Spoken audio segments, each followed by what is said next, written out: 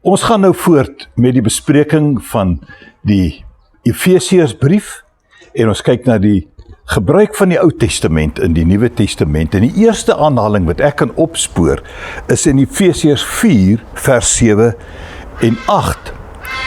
Aan elkeen van ons is 'n genadegawe gegee, volgens die mate waarin Christus die gawes uitgedeel het.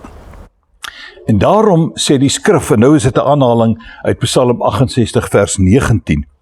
Toe hy na die hoogte opgevaar het, het hy kruisgevangenes saamgeneem en gawes aan die mense gegee. 'n Ruil het eintlik hier plaasgevind. Mense of geeste, wat ons dit ook al gaan sien, wie die kruisgevangenes nou ook al is gevange geneem. Hulle kon nie aangaan met dit wat hulle eintlik moes doen nie.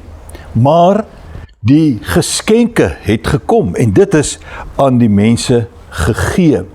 Hierdie genadegawes, of soos wat dit in die Grieks bekend is, die charismata, word gratis aan die mens gegee, beskikbaar gestel vir ons gebruik. Nou daar is verskillende van hulle en dit kan ook 'n goeie bespreking wees om bietjie na hulle in detail te kyk. Maar die punt is wat ons moet verstaan. Daar is 'n gemoedelikheid, 'n begeerte by Christus om sy gelowige volgers te bekragtig, in 'n vermoë te stel om meer te doen as wat hulle met hulle verstand, as wat hulle fisies in vermoë het.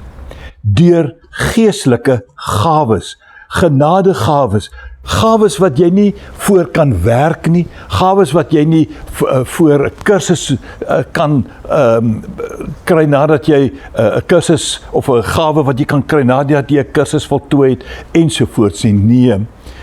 Wanneer dit nodig is dat 'n gawe moet opereer, moet werk, dat die heerlikheid van Christus bekend moet word, sal daar 'n gawe, 'n genadegawe wees wat in daardie omstandighede na vore kan kom, op voorwaarde dat die gelowige sal toelaat dat hierdie gawe deur die werking van die Heilige Gees deur hom of haar na die gemeente, na die behoeftige sal uitbeweeg. Daarom kom ons wees bewus van die rol wat ons het as mense wat genadegawes ontvang het volgens die manier hoe Christus dit uitgedeel het vir jou en vir my, vir elke gelowige.